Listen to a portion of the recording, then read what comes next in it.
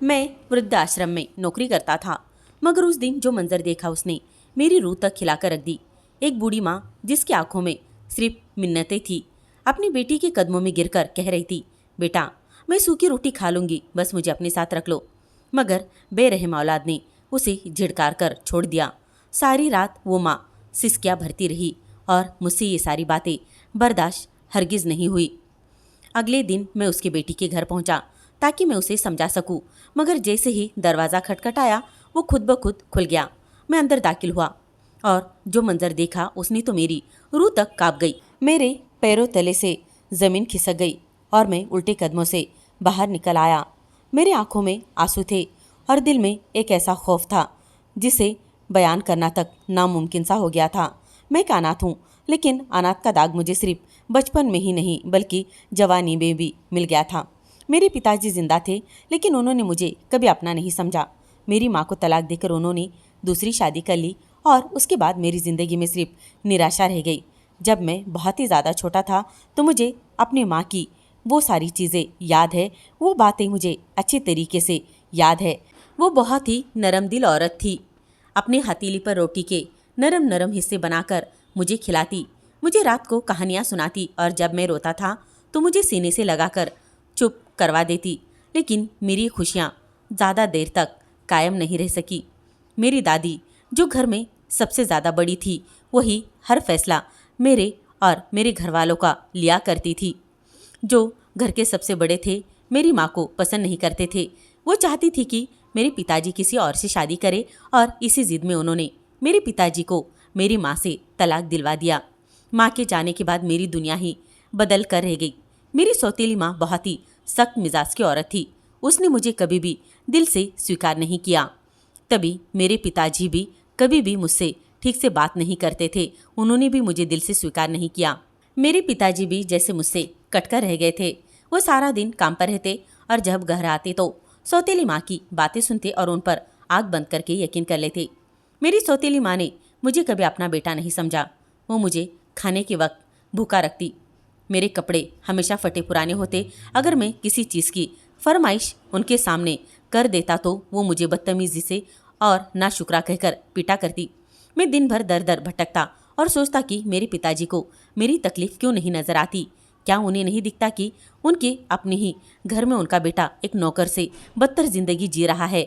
जब तक मेरी दादी जिंदा थी वो मेरी सौतेली माँ से झगड़कर मुझे कुछ खाने को तो दे दिया करती थी, मगर उनके गुजर जाने के बाद तो मेरी हालत बद से बदतर हो गई थी।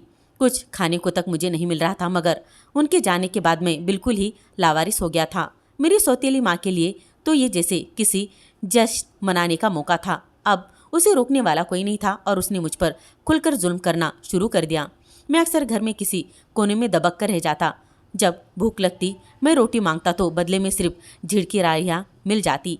मैं उनकी झिड़कारियों से अब परेशान हो गया था। अच्छे कपड़े पहनने को मैं तरस गया था।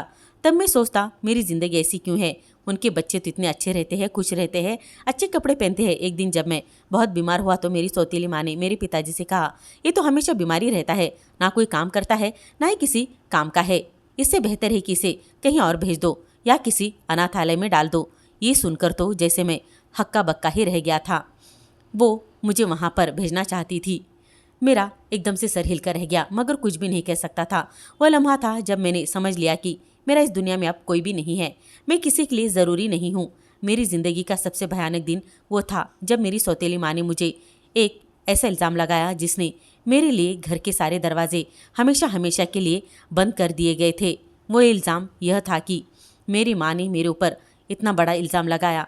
वो अक्सर मुझसे गुस्से में रहती थी और उसने मेरे साथ इतना बड़ा इल्ज़ाम ऐसा लगाया कि उसने कहा कि इसने अपनी ही बहन के साथ गलत किया। मैंने अपनी सौतेली बहन पर बुरी नज़र डाली है।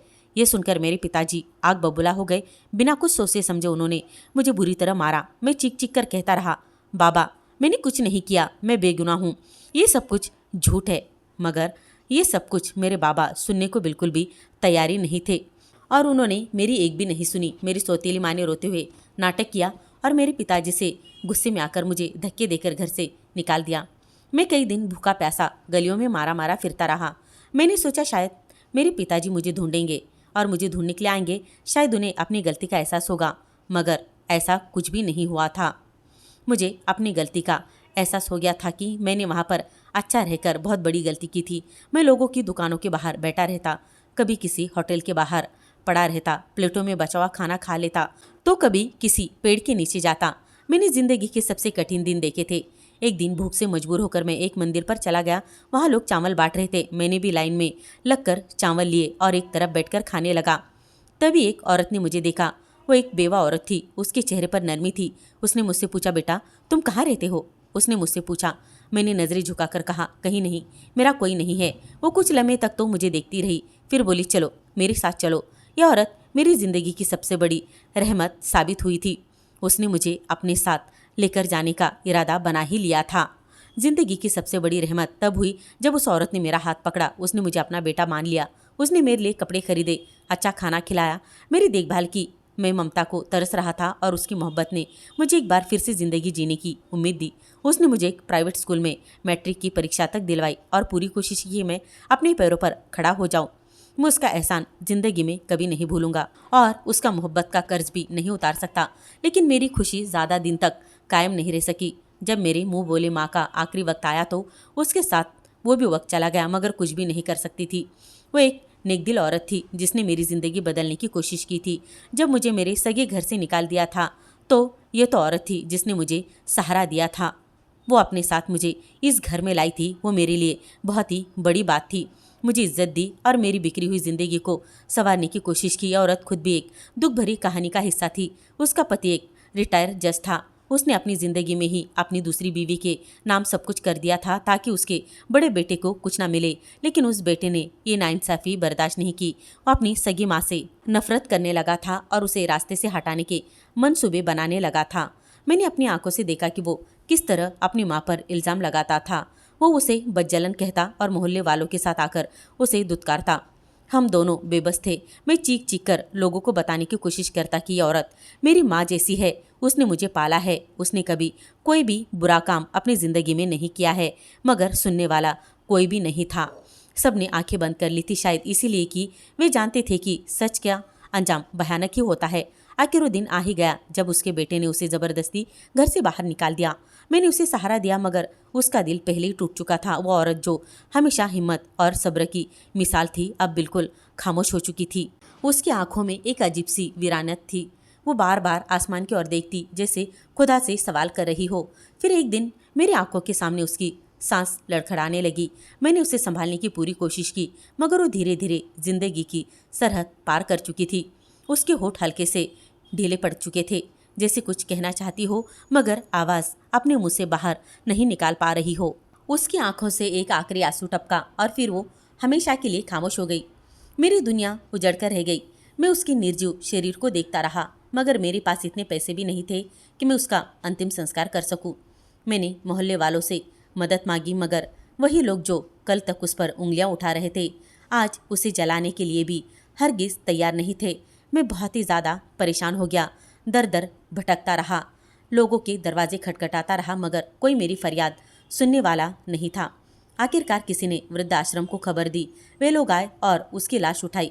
मैंने अपनी माँ जैसी शख्सियत को अपने हाथों से स्मशान में जलाते हुए खुद से वादा किया कि मैं अनाथों पर बेसहारा लोगों के लिए कुछ करूँगा, ताकि कोई भी माँ अपने ही घर से बेसहारा ना हो और किसी माँ को आंसू टपकाना ना पड़े। घर से यूँ बेदखल उसे कोई ना कर सके और कोई यूँ बेटा बेबसी से आंसू ना बहाए। उसी दिन वृद्धाश्रम के इंचार्ज ने मुझसे पूछा, बेटा क्या तुम हमारे साथ काम करना चाहोगे? मैंने नम आंखों से सर हामी हिला दिया। मुझे ऐसा महसूस हुआ जैसे मेरे लिए कोई नया दरवाज़ा खुल गया हो। मैं वृद्धाश्रम के नौकरी करने लगा, जहाँ मैंने ऐसे ऐसे बुजुर्गों की बेबसी देखी कि दिल खून के आंसू रोने लगा था। कोई बाप अपनी पूरी जवानी औलाद के लिए खपा देता है, लेकिन बुढ़ापे में वही औलाद उसे बेसहारा छोड़ देती है। कोई माँ अपनी ममता निछावर कर अपनी नींद और आराम त्याग कर बच्चों को पालती है, पोसती, और बदले में वही औलाद उसे पागल कहकर दर दर भटकने के लिए छोड़ देती है। मैं हर दिन ये सब कुछ देखता रहा, मगर बेबस था। एक दिन सेंटर में एक बुजुर्ग माँ को लेकर एक बेटा आ गया। उसकी मैं हालत देखकर बहुत ज़्यादा परेशान हो गया। वो दामाद उसे छोड़ने आया था, वो बेटा नहीं था। मालती बेरुखी से कह रही थी, ये हमारी माँ है, मगर अब इनका दिमाग ठीक नहीं है। ये बच्चों पर हमला करने की कोशिश करती है। हमें शक है कि किसी दिन कोई बड़ा हादसा ना हो जाए, इसलिए अब हम इन्हें अपने साथ नहीं रख सकते। बूढ़ी माँ आंखों में आंसू लिए थी। वो कभी अपनी बेटी को देखती तो कभी अपने दामाद को देखती, जैसे उसे यकीन ना आ रहा हो कि वो सच में उसे छोड़कर जा रहे हैं। मैं खामोशी से ये सब कुछ देखता रहा और मेरे दिल में अजीब सा दर्द उठा। कहीं ना कहीं ये सब कुछ देखकर मुझे अपनी मुंह बोली माँ की बेबसी याद आ रही थी, मगर मैं खामोश रहा। मैंने बहुत कुछ देख लिया था और ये जान गया था कि इस दुनिया में औलाद के लिए माँ बाप ही सबसे बड़ा बोझ बन जाते हैं। ये बुजुर्ग माँ अपनी ही बेटी के पैरों में गिरकर रो रही थी, गिड़गिड़ा रही थी, बेटा मैं तुमसे कुछ नहीं मांगती, बस मुझे अपने घर के किसी कोने में रहने दो। मैं सूखी रोटी खाकर भी गुजारा कर लूंगी, मगर मुझे यहाँ मत छोड़ो।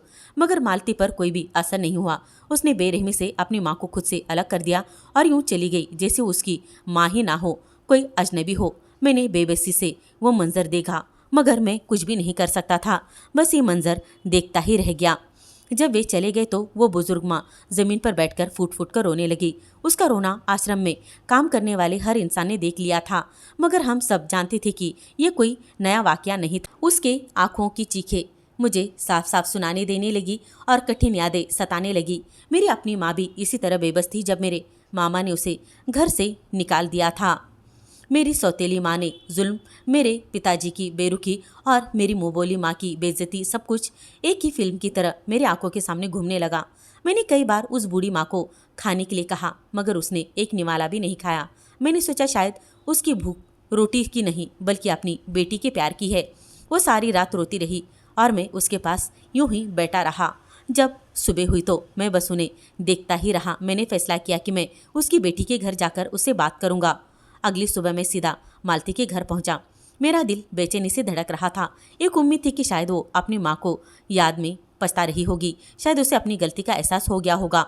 मैंने दरवाजे पर दस्तक दी, लेकिन हैरत की बात यह थी कि दरवाज़ा खुद ब खुद धीरे धीरे ही खुल गया। अंदर से हंसी और मजाक की आवाज़ आ रही थी। मैंने अंदर कदम रखा तो देखा वहाँ तो शानदार पार्टी चल रही थी। मालती और उसका पति बेहतरीन लिबास पहने सजे सवरे थे। उनके चेहरे खुशी से दमक रहे थे। चारों तरफ मेहमान हंसी मजाक उड़ा रहे थे, सारे मशगूल थे। मेज पर तरह तरह के खाने पकवान रखे हुए थे और हर तरफ खुशहाली मुझे नजर आ रही थी। यह सब कुछ देखकर मेरा दिल जैसे किसी ने मुट्ठी में जकड़ लिया हो। मेरी नज़रें बेचैनी से इधर उधर भटकने लगी। इतने में एक बूढ़ा नौकर पास में गुजरा। मैंने उससे रोककर पूछा, यह किसी खुशी की पार्टी है क्या? कुछ हो गया है क्या? कुछ प्रोग्राम वगैरह? और क्या मालती की माँ वाकई मानसिक रूप से बीमार है? मेरे सवाल पर वो उदासी से मुस्कुराया और बोला, नहीं साहब, माँ जी तो बिल्कुल ठीक है, मगर उन्होंने बच्चों ने उन्हें भूखा रखकर दवाइयाँ ना देकर और बार बार जलील कर कर उनकी ये हालत की थी और उनको यहाँ तक पहुँचाया था। लोग उन्हें पागल समझने लगे। वो कई बार छुपकर हमसे रोटी मांगती, लेकिन बेटी और दामाद के डर से वो ना खा पाती ना हम उसे दे पाते। ये सब कुछ सुनकर मेरे कदमों तले से ज़मीन खिसक गई। मैं खामोशी से उस वक्त लौट आया, मगर दिल में फैसला कर चुका था कि उस बूढ़ी माँ को तन्हा नहीं छोड़ूंगा। जब मैं मालती को वहाँ पे वैसे उस हालत में देखा तो मेरा दिल एकदम से काँप के रह गया। और जब मैं मालती के घर से लौटा तो मेरा दिल भारी था। मैं आश्रम में जाकर बूढ़ी माँ से मिला। वो खामोशी से कोने में बैठी हुई थी, जैसे किसी का इंतजार कर रही हो। मैं उनके पास गया और कहा, माँ आपकी बेटी आपको लेने नहीं आएगी, मगर आप चाहो तो मैं आपको अपना सकता हूँ। वो चौंक कर मुझे देखने लगी जैसे मैंने कोई अजीब बात कह दी हो। मैंने उनके कमज़ोर हाथ थाम लिए और कहा, क्या मैं आपको माँ कह सकता हूँ? ये सुनकर उनकी आंखों में आंसू आ गए। उन्होंने कांपते हाथों से मेरे सर पर हाथ रखा और कहा, बेटा मैंने तो अपनी ज़िंदगी अपनी औलाद के लिए गुजार दी, मगर वही मुझे छोड़ गए। अगर तू मुझे माँ कहेगा तो शायद मेरा दिल मान जाए कि मैं इस भरी दुनिया में अकेली नहीं हूँ। उस दिन के बाद मैंने उन्हें अपने साथ घर ले जाने का फैसला कर लिया। मैंने उनके इलाज के लिए एक अच्छे डॉक्टर से संपर्क किया, उन्हें दवाइयाँ दिलाई और उनकी सेहत का खास ख्याल रखा।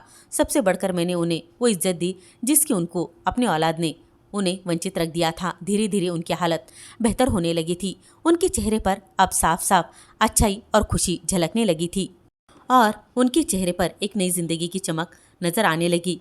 अपनी जिंदगी को पूरा करने के लिए मैंने एक और कदम उठाया। मैंने शकुंतला जी से उनकी बेटी का रिश्ता मांग लिया, जो विवाह के बाद दोबारा जिंदगी की खुशियों से मरहूम रह चुकी थी। मुझे मालूम था कि वो एक नेक दिल औरत है और मेरे मिशन में मेरा साथ जरूर देगी। मेरी शादी के बाद मेरी पत्नी भी मेरे इस उद्देश्य में शामिल हो गई। हमने फैसला किया कि हम सिर्फ अपनी छोटी सी दुनिया नहीं बसाएंगे, बल्कि उन बेसहारा बुजुर्गों को भी हम सहारा देंगे जिन्हें उनकी अपनी औलाद ने ठुकरा दिया था। मेरे घर के दरवाजे उन बुजुर्गों के लिए हमेशा खुले थे जो कहीं और पनाह नहीं मांग सकते थे। हमारी जिंदगी का सिर्फ एक मकसद था, उन्हें वो इज्जत और मोहब्बत हम देना चाहते थे जिसके वे हकदार थे। वक्त के साथ साथ हमारा एक घर आश्रम बनता जा रहा था और मैं मेरी पत्नी ये नियम बना लिए थे कि हर हफ्ते आश्रम के कुछ बेसहारा बुजुर्गों को अपने घर लेकर आएंगे, उन्हें अच्छा खाना खिलाएंगे, उनसे बात करेंगे और उन्हें वो सम्मान और स्नेह देने की कोशिश करेंगे जो उनके हिस्से में आना चाहिए। हमारे घर में उनकी हंसी गूंजने लगी थी। हम दोनों पति पत्नी बहुत ज़्यादा खुश थे। हमारे घर में उनकी हंसी गूंजने के साथ साथ उनकी दुआएं और पुरानी यादों के किस्से हमारे दिल को सुकून देने लगे। शायद उन्हीं की बदौलत हमारे घर में सुकून और बरकत की बेशुमार बरकत की बरसात थी। एक दिन आश्रम के एक बूढ़े व्यक्ति को लाया गया। उनकी हालत बहुत खराब थी। मैले कपड़े, बड़ी हुई दाढ़ी, चेहरे पर घावों के निशान और आंखों में एक अजीब सी बेबसी। वो कुछ बोल तो नहीं रहे थे, ना किसी से नजरें मिला रहे थे। मैंने आगे बढ़कर उनका नाम पूछा, मगर उन्होंने सर झुका लिया। मैंने वहां मौजूद कर्मचारियों से पूछा, इन्हें यहाँ कौन छोड़कर गया? एक कार्यकर्ता ने बताया, इनका बेटा लाया था। कह रहा था कि पिताजी का मानसिक संतुलन ठीक नहीं है, घर में सबसे झगड़ते रहते हैं, किसी दिन कोई नुकसान ना कर दे, इसीलिए उन्हें यहाँ छोड़ने आया हूँ। ये सुनकर मेरा दिल फिर से जख्मी हो गया था। वो पुरानी कहानी, वही बेरहम, वही दुनियादारी। मैं बूढ़े व्यक्ति के करीब बैठ गया और नरमी से कहा, बाबा जी, आप मुझसे बात करना चाहोगे? वो खामोश रहे, मगर जब मैंने उनके कंधे पर हाथ रखा तो उनकी आंखों में आंसू आ गए। वे हिचकिचियों के साथ रोने लगे और मुझे वो बोले कि बेटा, मैंने अपनी ज़िंदगी की सारी कमाई अपने बेटे पर लुटा दी, अपनी जवानी, अपनी ताकत, अपना सब कुछ उसी के लिए निछावर कर दिया और आज उसी बेटे ने मुझे घर से निकाल दिया। वे फूट फूट कर रोने लगे। मैंने उनका हाथ थमा और मन ही मन फैसला किया कि मैं उन्हें बेसहारा नहीं छोड़ूंगा। उनका नाम बंसीलाल था। कुछ ही दिनों में वे मुझसे थोड़ा बहुत घुल मिल गए। मैंने भी उनके साथ बहुत अच्छे से व्यवहार किया था। मैंने उन्हें आश्रम के बाकी बुजुर्गों के साथ बिठाना शुरू किया, उनसे बातें की और उनकी खामोशी तोड़ने की कोशिश की। एक दिन जब मैं उनके पास बैठा तो वे खुद ही बोलने लगे। उन्होंने कहा, मैंने अपनी सारी जिंदगी मेहनत से गुजार दी, अपनी जवानी अपनी संतान पर निछावर कर दी, अपने बेटे को बेहतरीन शिक्षा दिलाई, अच्छे कपड़े पहनाए, उसकी मैंने हर ख्वाहिश पूरी की और अब देखो, जब वो बड़ा हुआ तो मैंने सोचा कि मेरी कमाई किसी अच्छे काम में लगनी चाहिए। मैंने अपनी जायदाद जरूरतमंद बच्चों के नाम पर कर दी। वो थोड़ा रुके और मेरी ओर देखने लगे जैसे कुछ और कहना चाहते हो, मगर शब्द उनके साथ नहीं दे रहे थे। मैं चुपचाप सुनता जा रहा था। जब मेरे बेटे को ये बात पता चली तो वो गुस्से में आकर मुझसे कहने लगा कि मैंने उनके अधिकार पर डाका डाला है। मैंने उसे समझाने की बहुत कोशिश की, बेटा, तुम्हारी अपनी कमाई है, तुम जवान हो, मेहनत कर सकते हो, लेकिन ये बच्चे बेसहारा है, इनका सहारा कौन बनेगा?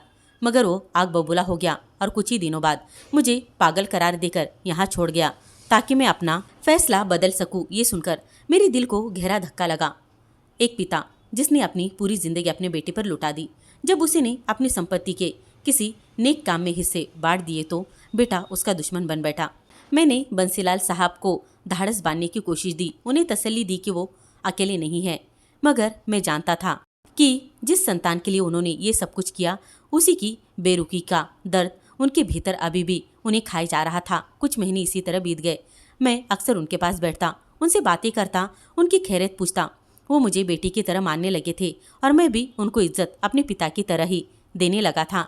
मगर वक्त की चलती हुई रफ्तार को कौन रोक सकता है। एक दिन जब मैं उनके कमरे में गया तो वो खामोशी से लेटे हुए थे। मैंने उन्हें आवाज़ दी, मगर वो टस से मस नहीं हुए। जब मैंने उनका हाथ छुआ तो एहसास हुआ कि वे इस दुनिया से जा चुके हैं। मेरी आंखों में आंसू आ गए। एक और पिता बेबस होकर अपनी औलाद की बेवफाई का बोझ लिए इस दुनिया से चला गया। मैंने उनके लिए वो सब इंतज़ाम किया जो एक बेटे को करना चाहिए था और उन्हें इज्जत और एहतराम के साथ दफन किया गया। मगर उनकी कहानी मेरे दिल पर एक और गहरा जख्म छोड़ गई।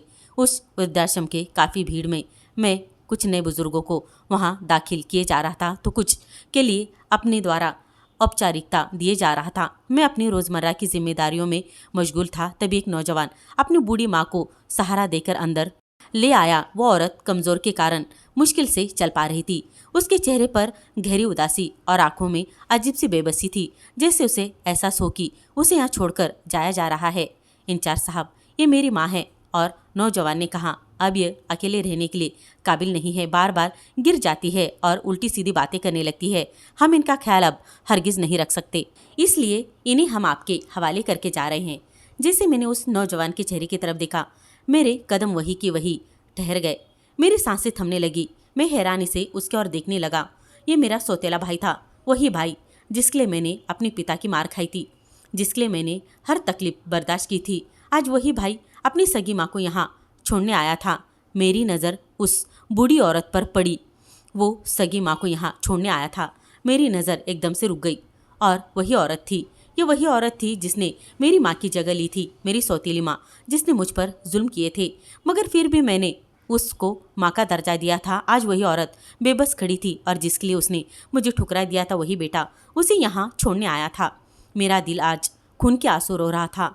मैंने जिंदगी में कसम से आज पहली बार एक बेरहम औलाद देखी थी, मगर आज अपनी ही जिंदगी का सबसे बड़ा दर्दनाक मंजर मैं देख रहा था। मैंने अपने सौतेले भाई का बाजू पकड़कर सख्ती से रोका। तुम्हें शर्म नहीं आती? ये वही माँ है जिसने तुम्हें पाल पोस कर बड़ा किया और आज तुम इसे इस हाल में छोड़कर जा रहे हो। मेरी आवाज़ गुस्से में काँप रही थी, मगर वो बेरुखी से मेरा हाथ छुड़कार कर पीछे हट गया। देखो विनय भाई, उसने तंग भरी मुस्कान के साथ कहा, मैं यहाँ कोई बहस करने नहीं आया। हम पहले ही इनकी बहुत सेवा कर चुके हैं, लेकिन अब इनका दिमाग ठीक नहीं रहता। मैंने अपना फैसला कर लिया है और तुम मुझे रोक नहीं सकते। मैंने बेबसी से अपनी सौतेली माँ की ओर देखा। वो खामोश खड़ी थी, जैसे कुछ सुन ही नहीं रही हो। मैंने धीरे से कहा, माँ, आपको मैं अपने साथ ले चलता हूँ। मैं आपको इस तरह अकेला नहीं छोड़ सकता। वो चौंक कर मेरी ओर देखने लगी, जैसे कोई अजनबी सामने हो।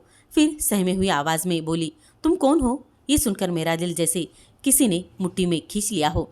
माँ, मैं वही विनय हूँ, आपका बड़ा बेटा, मैंने नम आंखों से कहा, मगर वो पीछे हट गई। नहीं, मेरा बेटा तो मर चुका है, वो तो बहुत साल पहले मर गया है। मेरी आंखों में आंसू आ गए। मैं समझ गया कि उम्र बढ़ने के साथ वो सब कुछ भूल चुकी थी। फिर शायद अपनी की गई गलतियों का एहसास था और वो हकीकत का सामना करने से डर रही थी। मेरा भाई एक नज़र हम दोनों को देखकर बोला, अब ये तुम्हारी जिम्मेदारी है, और वो वहाँ से चला गया। मैंने अपनी सौतेली माँ का हाथ थामा। चलो माँ, मैं तुम्हें अकेला नहीं छोड़ूंगा। एक पल के लिए वो मुझे देखती रही, फिर थके हुए कदमों से मेरे साथ चल पड़ी।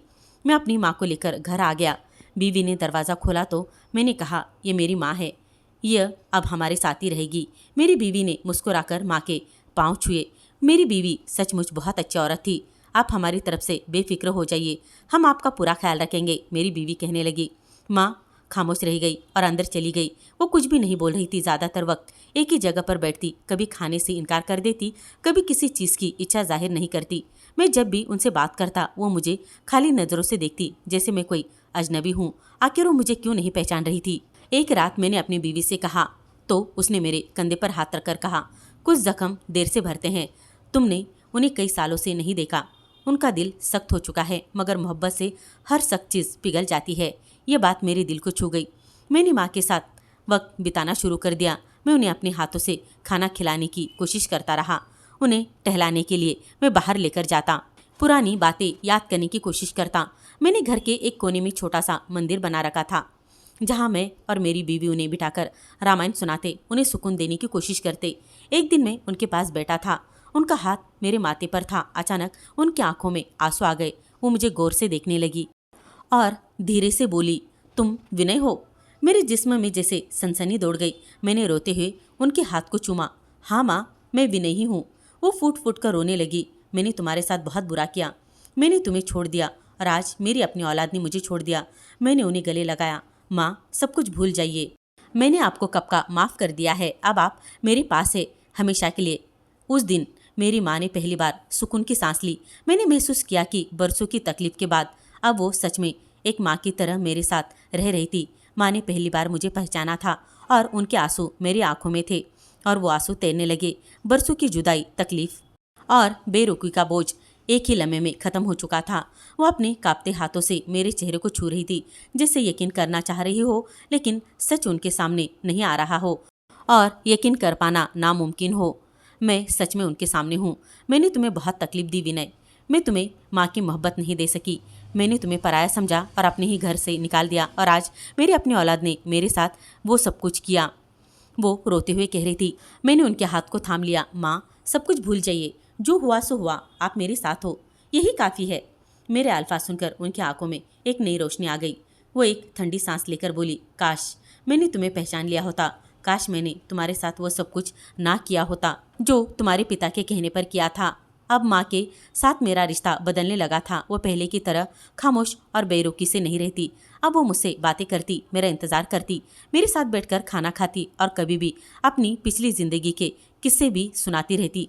मेरी बीवी भी माँ का बहुत ख्याल रखती थी। वो उनके लिए नरम खाना बनाती, नए नए कपड़े लेकर देती और उनके साथ उनको बिठाकर बहुत सारी बातें करती। ये सब माँ के दिल पर असर कर रही थी। जो माँ कभी मुझे अपना बेटा मानने को तैयार नहीं थी, अब वो हर वक्त मेरे साथ रहने लगी थी। एक दिन दोपहर के समय मैं उनके पास बैठा था, जब वो धीरे से बोली, विनय, क्या तुम जानते हो कि मैंने तुम्हें उस दिन घर से क्यों निकाला था? मैं चौंक गया।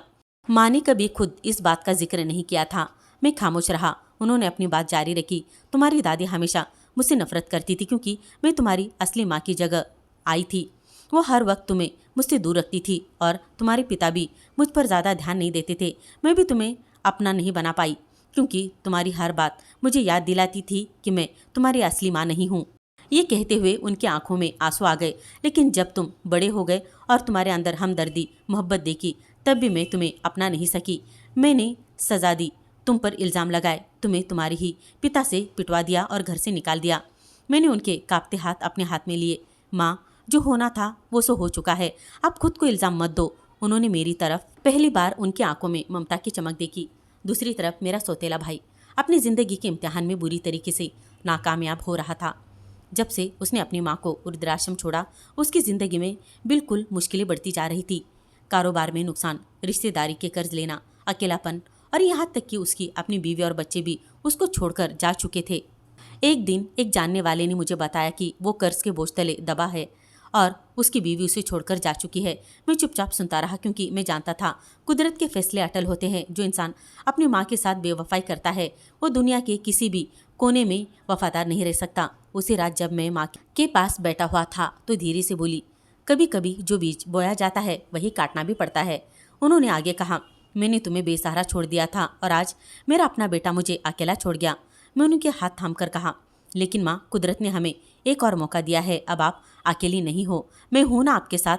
माँ अब पूरी तरीके से बदल चुकी थी। वो अक्सर आश्रम के दूसरे बुजुर्गों के पास जाती, उनसे बातें करती, उन्हें दिलासा देती और उन्हें दुख बांटने की कोशिश करती। मैंने महसूस किया कि अब वो पहले की तरह उदास नहीं रहती थी, बल्कि अपने गुजरे वक्त की भरपाई करने की पूरी कोशिश करती। एक दिन जब मैं आश्रम के काम कर रहा था, मेरी पत्नी मेरे पास आई और बोली, माँ जी ने कहा है कि वो कुछ अनाथ बच्चों के लिए कपड़े और खाने का इंतजाम करना चाहती है। वो चाहती है कि उन्हें उनके हाथों से कुछ अच्छा काम करना है। ये सुनकर मैं हैरान हो गया। ये माँ थी जो एक समय केवल अपनी तकलीफ के बारे में ही सोचती थी, लेकिन आज वो दूसरों की भलाई के बारे में सोच रही थी। मैंने मुस्कुराकर कहा, बिल्कुल, हम कल ही उनके लिए, बच्चों के लिए अच्छा करेंगे। अगले दिन हमने आश्रम के एक छोटा सा कार्यक्रम आयोजित किया जिनमें उन बच्चों को बुलाया गया। माँ ने खुद उन्हें खाना खिलाया, उनसे प्यार से बात की और उनके साथ वक्त बिताया। मैंने उनकी आंखों में एक अनोखी खुशी देखी थी। शाम को जब मैं घर लौटा तो माँ थकी हुई लग रही थी, लेकिन उनके चेहरे पर सुकून लग रहा था। उन्होंने मुझे अपने पास बुलाया और कहा, विनय, आज पहली बार मुझे लगा कि मैंने ज़िंदगी में कुछ अच्छा काम किया है। मैं चाहती हूँ कि मेरी बाकी ज़िंदगी ऐसे बेसहारा और ज़रूरतमंद लोगों के बीच गुजरे। मैंने उनके हाथ पर अपना हाथ रखा और कहा, माँ, आपके दिल की रोशनी ने आपको बदल दिया है और मुझे खुशी है कि मैं ये बदलाव महसूस कर रहा हूँ। उस दिन मुझे एहसास हुआ कि कोई इंसान पूरी तरीके से बुरा नहीं होता, बस हालात और समय उसके दिल को सख्त बना देते हैं। अगर मोहब्बत और नरमी से हर जख्म भरा जाता है, हर दिल बदला जा सकता है। तो मेरी माँ भी एक मिसाल थी। वो अब वैसी नहीं थी जैसे मुझे बचपन में अकेला और बेसहारा छोड़ गई थी। वो अब बदल चुकी थी, एक बेहतर इंसान बन चुकी थी और यही मेरी सबसे बड़ी कामयाबी थी। आश्रम में एक और बुजुर्ग औरत को ले आया। वो कमज़ोर ज़रूर दिख रहा था, लेकिन उनकी शख्सियत में एक अनोखा ही आकर्षण था। उनके झुर्रियों भरे चेहरे पर एक गहरी उदासी थी, जैसे उन्होंने जिंदगी की सबसे बड़ी हार झेली हो। जब मैंने उनकी ओर देखा तो उन्होंने नजरें चुरा ली, जैसे खुद पर शर्मिंदा हो रहे हो।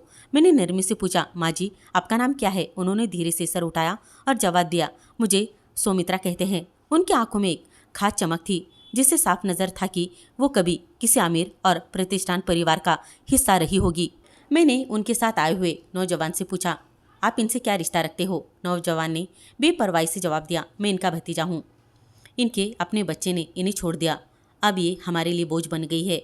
घर के हालात ऐसे नहीं है कि हम इन्हें संभाल सके, इसलिए इन्हें यहाँ छोड़ने आया हूँ। ये सुनकर मेरा दिल कांप गया। मैंने सुमित्रा की आंखों में देखा, वो खामोशी से आंसू बहा रही थी। मैंने उनके भतीजे को सख्त नज़रों से देखा और कहा, हम इनका ख्याल रख सकते हैं, अब जा सकते हो। वो नौजवान कंधे उचाकर चला गया और सुमित्रा बेबसी से दरवाजे की ओर देखती रही।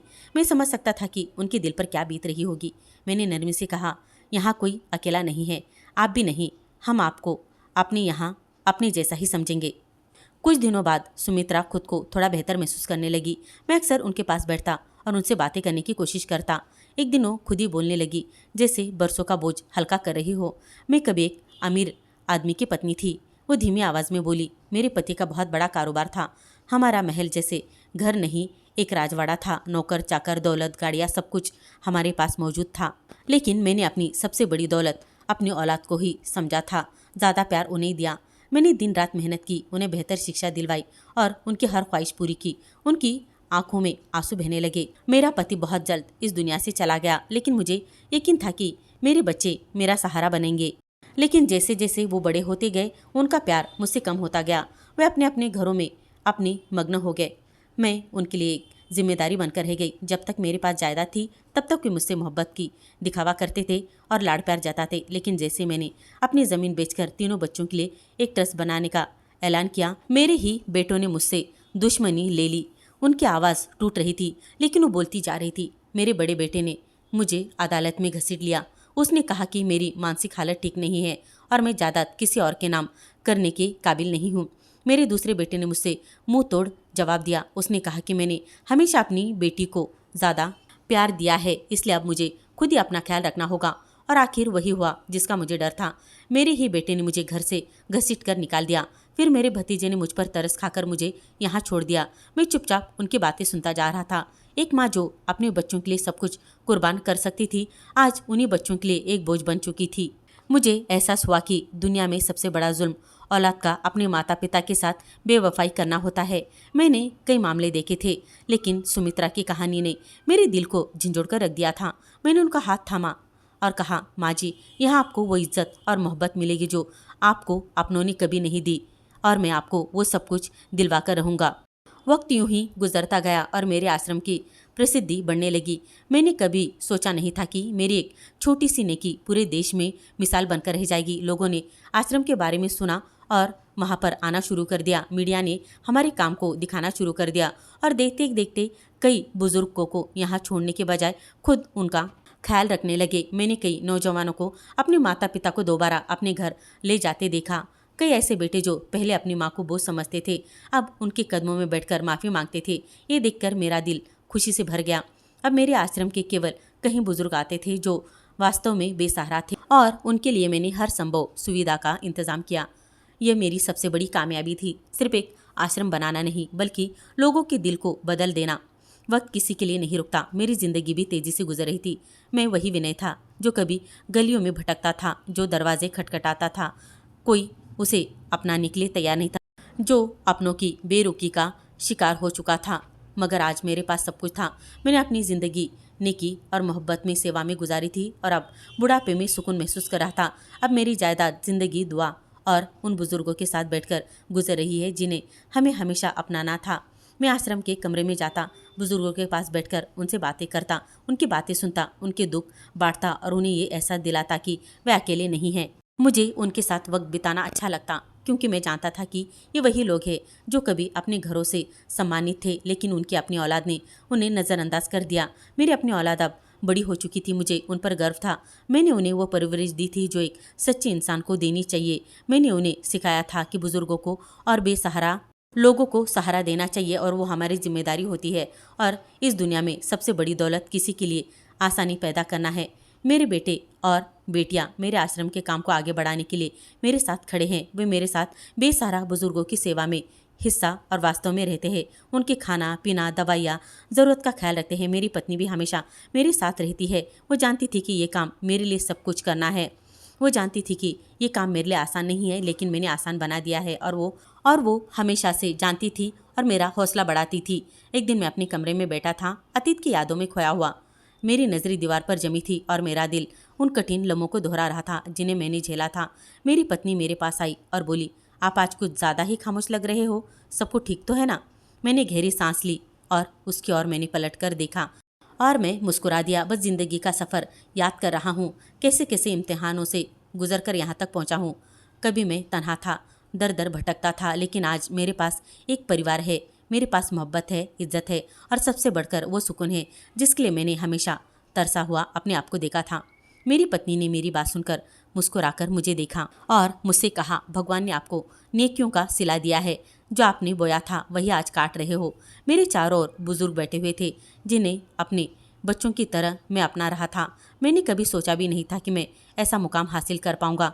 वहाँ बुजुर्ग मुझे अपना सहारा समझ रहे थे। जहाँ लोग मुझ पर भरोसा करते हैं, वहाँ पर आज मैं बैठा हुआ था। मैं आज बहुत ज़्यादा सुकून महसूस कर रहा था। मैंने उन बूढ़ों पर नज़र डाली जो आश्रम में रहते थे। किसी की आंखों में ममता थी, किसी में स्नेह और किसी में वो बेबसी जो हालात ने पैदा की थी, लेकिन उनमें एक चीज़ सामान्य थी, शुक्रगुजारी। वे सब मेरे लिए दुआ कर रहे थे और यही दुआ मेरी असली दौलत थी। मेरी तबीयत दिन ब दिन कमज़ोर होती जा रही थी, लेकिन मेरे दिल में बहुत ज़्यादा सुकून था। मैंने अपनी ज़िंदगी में जो कुछ भी खोया था, वो सब कुछ खुद ने मुझे किसी न किसी रूप में वापस लौटा दिया था। मेरी बीवी मेरे पास थी, मेरी औलाद मेरे साथ खड़ी थी और वे बेसहारा बुजुर्ग जिन्हें मैंने अपनाया था, मेरी ज़िंदगी का सबसे कीमती सहारा बन चुके थे। एक दिन जब मैं अपने कमरे में बैठा था तो मेरे बड़े बेटे ने आकर कहा, पिताजी, हमने आश्रम के लिए एक नई जगह ले ली है, हम वहाँ पर और ज़्यादा बुजुर्गों को सहारा दे सकेंगे। ये सुनकर मेरे आंखों में खुशी के आंसू आ गए। मैंने कमज़ोर आवाज़ में कहा, बेटा, मुझे खुशी है कि तुमने मेरी ज़िंदगी के मकसद को अपना लिया है। मेरा सपना था कि यह आश्रम सिर्फ एक जगह ना रहे, बल्कि रोशनी की तरह हर जगह फैला रहे, जो कभी बुझ ना सके। मेरी बीवी भी तब मुस्कुराकर बोली, ये चिराग हमेशा जलते रहेंगे क्योंकि आपने इन नेकियों के तेल से इसे जलाया है। मैंने अपनी आंखें बंद की और गहरी सांस ली। मैंने ज़िंदगी के हर रंग देखे थे, हर दर्द सहा था, मगर आज मैं सुकून में था। मुझे ऐसा लगा जैसे मेरा मिशन पूरा हो चुका है। अगली सुबह जब सूरज की रोशनी मेरे कमरे में आई तो मैंने आंखें खोली और अपने हाथ दुआ के लिए उठाए। मैंने भगवान का शुक्रिया अदा किया कि उसने मुझे इतनी इज्जत दी, इतनी मोहब्बत दी और एक मकसद दिया जो मेरी ज़िंदगी के बाद भी जिंदा रहेगा। मैं कमज़ोर हो चुका था, लेकिन अब तक मरा नहीं था। मैं उन दुआओं में ज़िंदा था जो हर रोज़ मेरे लिए निकलती थी। मैं उन बूढ़ी आंखों में ज़िंदा था जिनमें उम्मीद की रोशनी थी। मैं उस मिशन में ज़िंदा था जिसे मैंने शुरू किया था। ज़िंदगी ने मुझे तोड़ने की बहुत कोशिश की, मगर मैंने साबित कर दिया कि जो मोहब्बत और नेकियों के रास्ते पर चलता है वो कभी नहीं मरता। मैं अपने बच्चों के चेहरे पर मुस्कुराहट देख रहा था और मुझे यकीन था कि मेरी ये कहानी अभी ख़त्म नहीं हुई है। ये तो अभी नई शुरुआत है, नए आगाज़ की। तो दोस्तों, उम्मीद करती हूँ कि आपको ये हमारी कहानी पसंद आई होगी। कहानी पसंद आई हो तो वीडियो को लाइक करें, चैनल पर नए हो तो चैनल को सब्सक्राइब करें और हाँ, नोटिफिकेशन बेल को ज़रूर दबाएं ताकि आने वाली कहानी सबसे पहले आपको मिले। कहानी सुनने के लिए आपका बहुत बहुत धन्यवाद दोस्तों।